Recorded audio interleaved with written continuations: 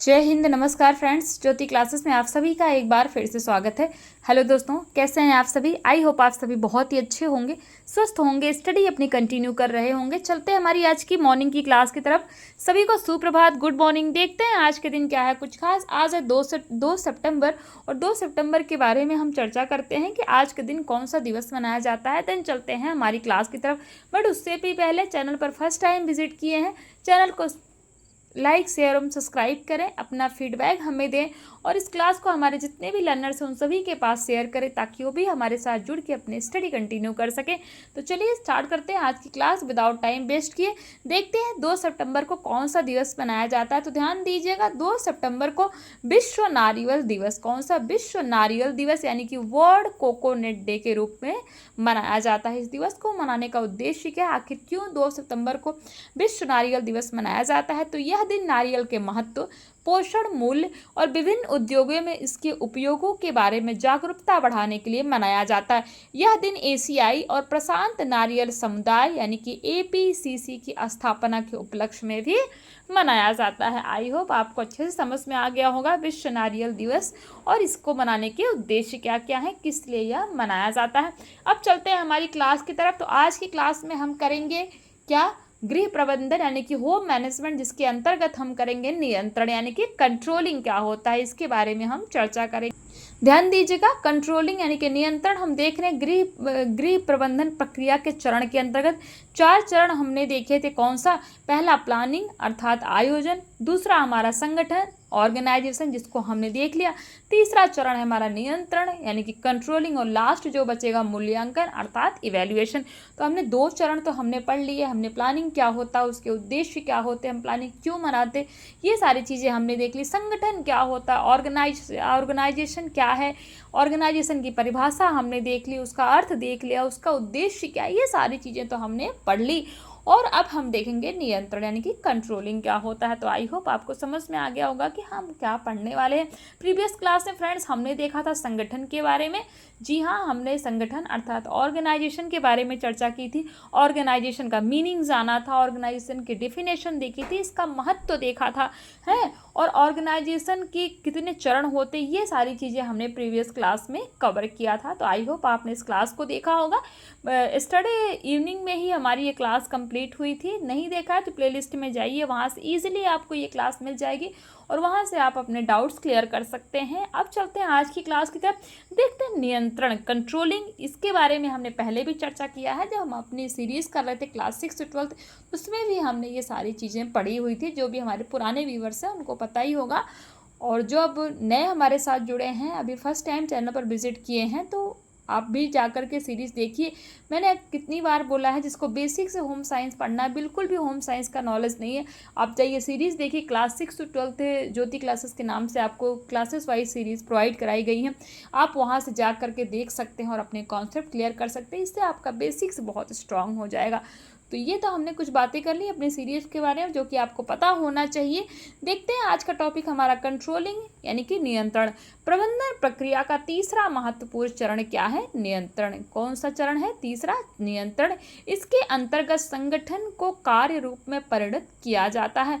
किसी भी कार्य की केवल कुशलतापूर्वक योजना बना देने अथवा संगठन करने से ही कार्य पूरा नहीं हो पाता, बल्कि कार्य को लक्ष्य प्राप्ति होने तक व्यवस्थित तरीके से पूरा करना पड़ता है।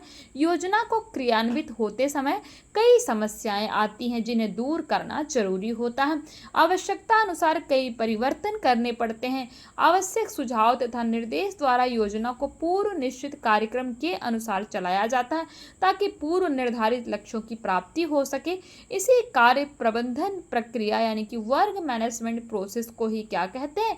नियंत्रण कहते हैं। अर्थात नियंत्रण वह क्रिया है जो योजना को क्रियान्वित करती है और संगठन को गति प्रदान करती है। डेल हेनिंग के शब्दों में देख लेते हैं नियंत्रण क्या है। तो डेल हेनिंग कहते हैं नियंत्रण वह प्रक्रिया है जिसके द्वारा कार्यों को योजना के अनुरूप निष्पादित किया जाता है। अर्थात control is the process of bringing about conformity of performance with planned action, who saying Dale Henning. नियंत्रण का अर्थ एवं परिभाषा देखते हैं यानी कि meaning and definition of controlling. वैसे अगर देखा जाए तो नियंत्रण शब्द के अनेक अर्थ हैं, परंतु गृह व्यवस्था में इसका आशय यह पता लगाना है कि समस्त कार्य का निष्पादन पूर्व निश्चित योजना, निर्देशों, उद्देश्यों एवं सिद्धांतों के अनुरूप हो रहा है अथवा नहीं। यदि नहीं तो क्यों, क्या इसके कारण है, इसके लिए कौन उत्तरदायी है और उसे सुधारने के लिए क्या उपाय किए जाना चाहिए। दूसरे शब्दों में पारिवारिक उद्देश्यों, लक्ष्यों की पूर्ति के लिए अपनाई गई योजनाएं नियमित रूप से चल रही हैं या नहीं, यह जानने के लिए एवं कार्य को क्रियान्वयन की जांच पड़ताल करने एवं उसमें आवश्यक सुधार करने को ही नियंत्रण कहते हैं। विभिन्न विद्वानों ने नियंत्रण की अलग अलग परिभाषाएं दी हैं। कुछ परिभाषाएं हम देखते हैं।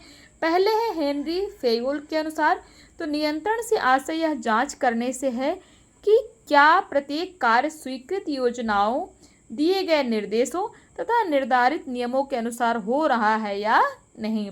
कौन कहता है? Henry Fayol. इसका उद्देश्य कार्य की दुर्बलताओं एवं त्रुटियों का पता लगाना है, जिन्हें समय रहते सुधारा जा सके व भविष्य में उसकी पुनरावृत्ति को रोका जा सके। यही सेम चीज इन्होंने इंग्लिश में भी कही है। नेक्स्ट हमारे वैज्ञानिक है निकिल एवं डार्सी। निकिल एवं डार्सी के अनुसार नियंत्रण क्या है?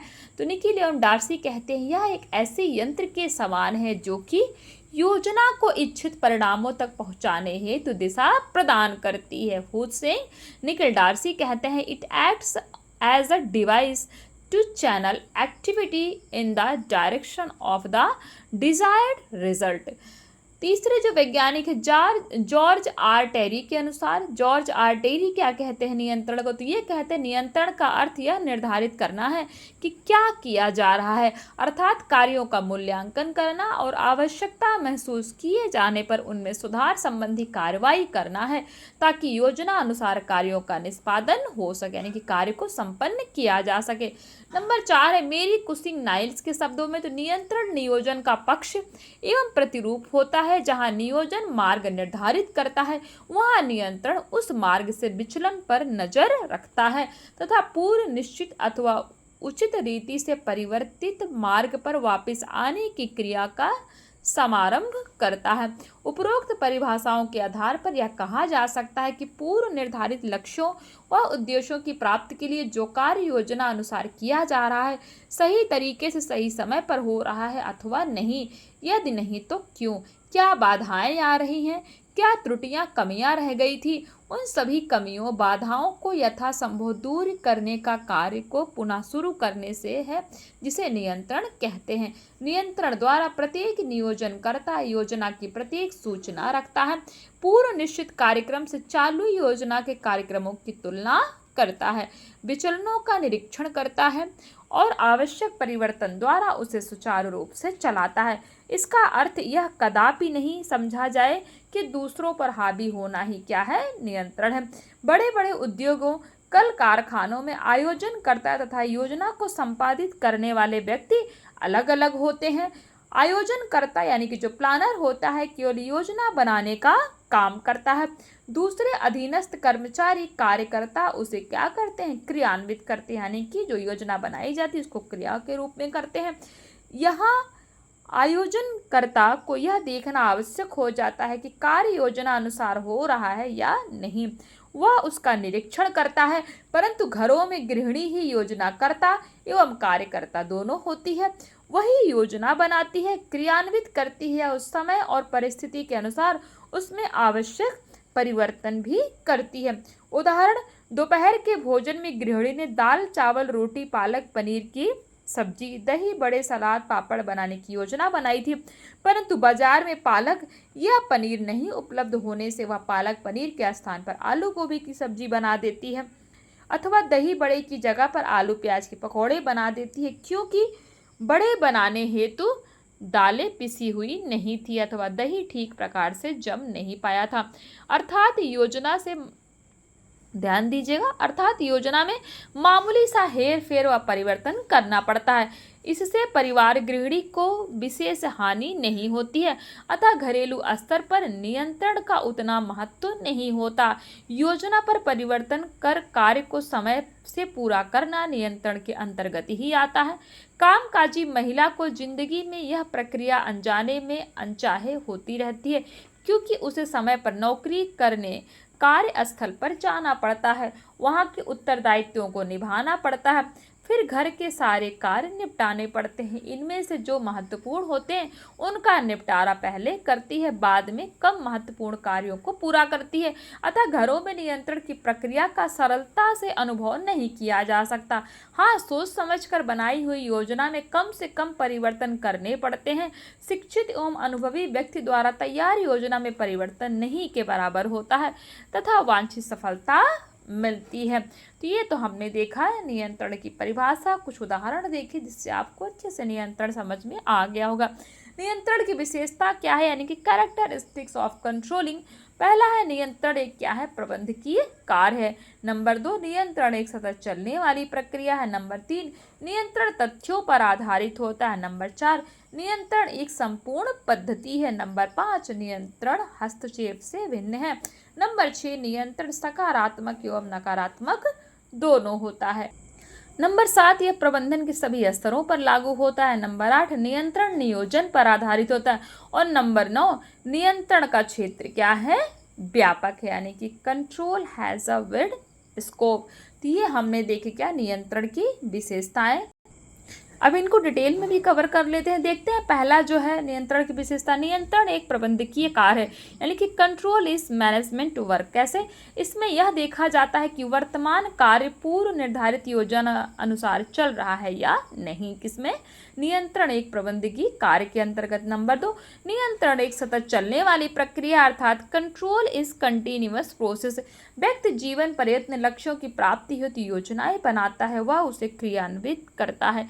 यदि क्रियान्वयन में कहीं किसी कारणवश बाधाएं आती हैं तब उसे सुधारा जाता है तथा कार्य पुनः प्रारंभ किया जाता है। इस दृष्टि से नियंत्रण निरंतर चलने वाली एक प्रक्रिया है। नंबर 3, नियंत्रण तथ्यों पर आधारित होता है, यानी कि control is based on facts. कैसे, नियंत्रण व्यक्तिगत मान्यताओं एवं भावनाओं पर आधारित न होकर तथ्यों पर आधारित होता है। नंबर 4, नियंत्रण एक संपूर्ण पद्धति, यानी कि कंट्रोल इज होल सिस्टम। इसके द्वारा योजनाओं को क्रियान्वित करने, उन्हें कुशलतापूर्वक संपन्न करने एवं साधनों को संरक्षित रखने में सहायता मिलती है। नंबर 5, नियंत्रण हस्तक्षेप से भिन्न है, यानी कि control is different from interference. कैसे, नियंत्रण हस्तक्षेप से भिन्न कैसे है, क्योंकि हस्तक्षेप से कार्य की गति में बाधा उत्पन्न होती है अथवा प्रतिबंधित किया जाता है, जबकि नियंत्रण मार्गदर्शक होता है। इसके द्वारा कार्य करने में आने वाली बाधाओं को दूर किया जाता है, त्रुटियों को ज्ञात किया जाता है एवं उनमें आवश्यक अनुसार सुधार किया जाता है।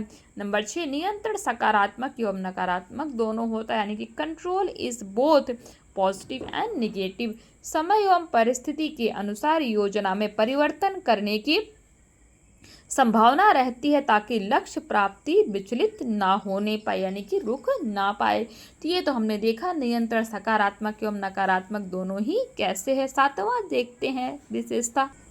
नंबर 7 है, यह प्रबंध के सभी स्तरों पर लागू होता है, यानी कि it is exercised at all level of management.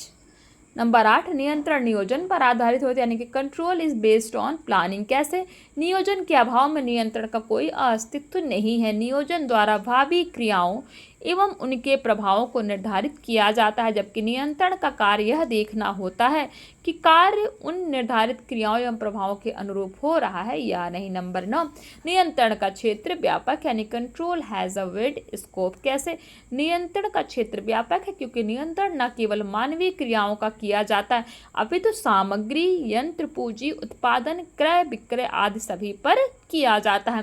तो ये हमने क्या देखा, नियंत्रण की विशेषताएं देखी। नेक्स्ट है हमारा नियंत्रण के चरण, यानी कि स्टेप्स इन कंट्रोलिंग। इसको हम करेंगे नेक्स्ट क्लास में। आज हमने क्या पढ़ा, एक बार क्विक रिवीजन के माध्यम से देख लेते हैं। आज हमने जाना नियंत्रण कंट्रोलिंग हमने पढ़ी, कंट्रोलिंग का अर्थ देखा, कंट्रोलिंग की परिभाषा देखी कि नियंत्रण आखिर होता क्या है।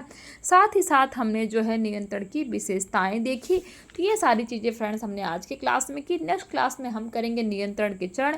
अपना फीडबैक हमें दें कि क्लास आपको कैसी लगती है, समझ में आती भी है या नहीं आती, आपको इस क्लास से कितना बेनिफिट हो रहा है, जो भी आपको ये प्रोवाइड कराई जा रही है जो भी क्लासेस, तो उससे आपको कितना हेल्प मिल रहा है या नहीं मिल रहा है। जो भी है जैसा अपना फीडबैक हमें अवश्य दें, ताकि हमें भी जो है चीज़ें पता लगे कि जो आप पढ़ रहे हैं वो चीज़ें आपको कितनी समझ में आ रही।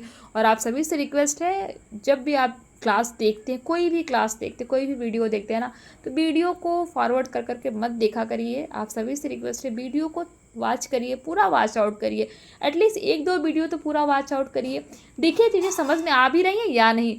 फिर भी अगर नहीं आ रही हैं तो एज यू विश आप जो है फॉरवर्ड करके जो आपके काम की है वो देख सकते हैं, अन्यथा नहीं तो आप पूरी वीडियो देखिए, तभी चीज़ें आपको समझ में आएंगी। तो आप सभी से मेरा इतना ही मेरा निवेदन है, तो प्लीज़ जो है चैनल को लाइक शेयर सब्सक्राइब करें अगर क्लास थोड़ी सी भी हेल्पफुल लग रही हो। और इस क्लास को हमारे जितने भी लर्नर्स हैं, अगेन कहूँगी मैं, उन सभी के पास इस क्लास को शेयर करें, ताकि वो भी इस सीरीज़ के साथ जुड़ के अपना पढ़ाई को कंटिन्यू कर सकते हैं। मिलते हैं हमारी नेक्स्ट क्लास में, तब तक के लिए जय हिंद, नमस्कार। हंसते रहिए, मुस्कुराते रहिए, एक दूसरे की हेल्प करते रहिए। धन्यवाद।